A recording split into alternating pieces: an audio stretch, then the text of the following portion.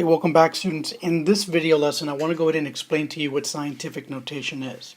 So let's go ahead and begin with a definition, and let me write that out for you here on the screen. So here's the definition. Scientific notation is a way of writing very large and very small numbers in an easy to read format using three significant figures.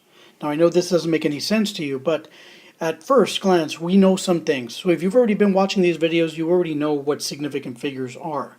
But if you're not familiar with that, go ahead and go back to our site and go ahead and read and watch the video on significant figures, and you'll understand exactly what we're saying. But just as a brief reminder, a significant figure is any digit 0 through 9 that has significance in a large sequence of numbers that include or do not include a decimal.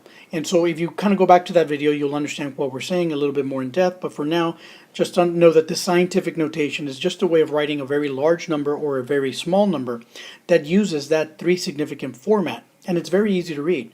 And so let me explain what that format looks like. That format is essentially the following. You're going to have some number followed by a decimal and then a sequence of two numbers. This is what constitutes the three significant figures base. This is going to be multiplied times 10 to some power of n.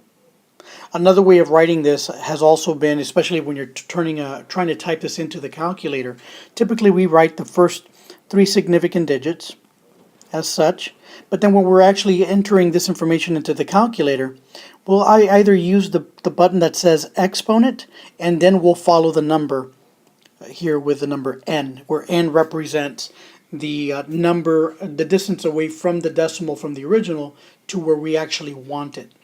And the direction for whether it's going to be to the left or to the right is going to be dictated by either whether the exponent n is either going to be positive or whether it's negative. And so I'll just go ahead and put this up here as well to indicate that the exponent can be positive and negative, and whether it's negative or positive tells us whether it's left or to the right.